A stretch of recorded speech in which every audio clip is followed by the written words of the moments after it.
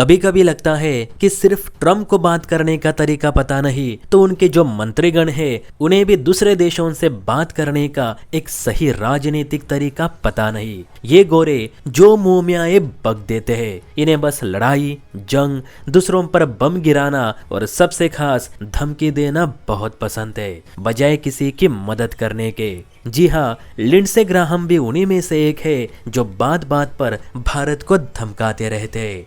देखिए, आपके सामने मिंट न्यूज एजेंसी का आर्टिकल है जिसमें साफ साफ लिखा है कि अगर भारत ने रूस से तेल खरीदना जारी रखा तो हम भारत की अर्थव्यवस्था ही बर्बाद कर देंगे।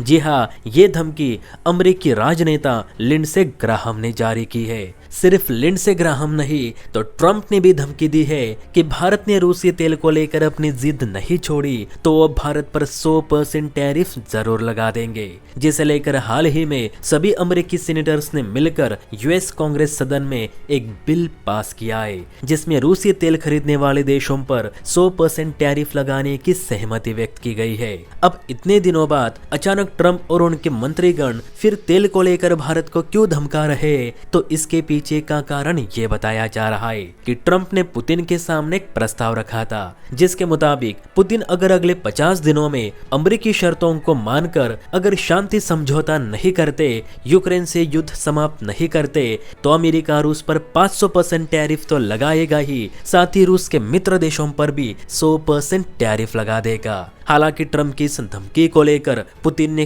कोई भी रिप्लाई नहीं दिया। उल्टा ये जरूर कहा कि अमेरिका पहले ईरानी हमलों से अपने मिलिट्री बेस बचाए, बाद में यूक्रेन को बचाना। और शायद यही बात ट्रंप को चुभी होगी क्योंकि हाल ही में ईरान ने कुवैत में मौजूद अमेरिकी एयरबेस को निशाना बनाया था जिसमें अमेरिकी वायुसेना के कार्गो प्लेन्स को काफी नुकसान पहुंचाए। अब यही कारण है कि ट्रंप ईरान का गुस्सा रूस के जरिए भारत पर निकाल रहा है। अमेरिकी नेता लिंडसे ग्राहम ने साफ कहा है कि जो देश रूस से सस्ता तेल खरीदते रहेंगे उन पर भारी भरकम टैक्स लगाया जाएगा। उन्होंने फॉक्स न्यूज से बात करते हुए चाइना, भारत और ब्राजील को चेतावनी दी है कि अगर आप लोग रूस से सस्ता तेल खरीदते रहेंगे और इस जंग को यूं ही चलने देंगे तो हम आप पर भारी भरकम टैक्स लगा देंगे, हम आपकी अर्थव्यवस्था को ही तबाह कर देंगे, क्योंकि आप जो कर रहे वो पैसा खून से सना हुआ है। इसलिए फौरन रूसी तेल खरीदना बंद करें वरना सब भूखे मरेंगे। अब इस पर भारत की ओर से भी कहा गया है कि एक राजनेता की भाषा ऐसी नहीं होती।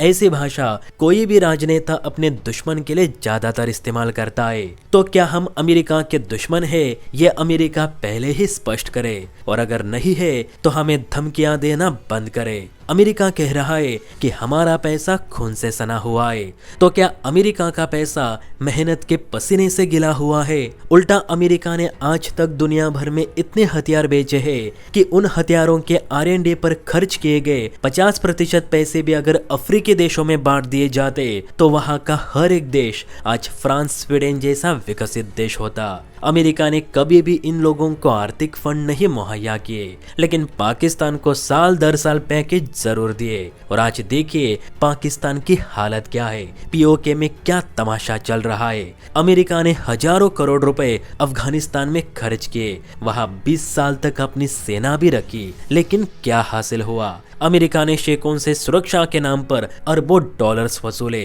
लेकिन एक भी अरब देश को ईरानी हमलों से बचा नहीं पाया। तो लिंडसे ग्राहम खून का पैसा भारत का नहीं तो अमेरिका का सना हुआ है। हम अपनी ऊर्जा जरूरत को पूरी करने के लिए रशियन तेल खरीद रहे, ना कि वेनेजुएला जैसे देशों पर हमला करके उनके तेल भंडार हथिया रहे। अमेरिका हर देश पे अपना नियंत्रण चाहता है, सब देश अमेरिकी तेल खरीदे, हथियार खरीदे, यही ट्रंप का सपना है। लेकिन भारत किसी के भी दबाव में आकर फैसले नहीं लेता, इसलिए हम अपना रुख चेंज नहीं करेंगे।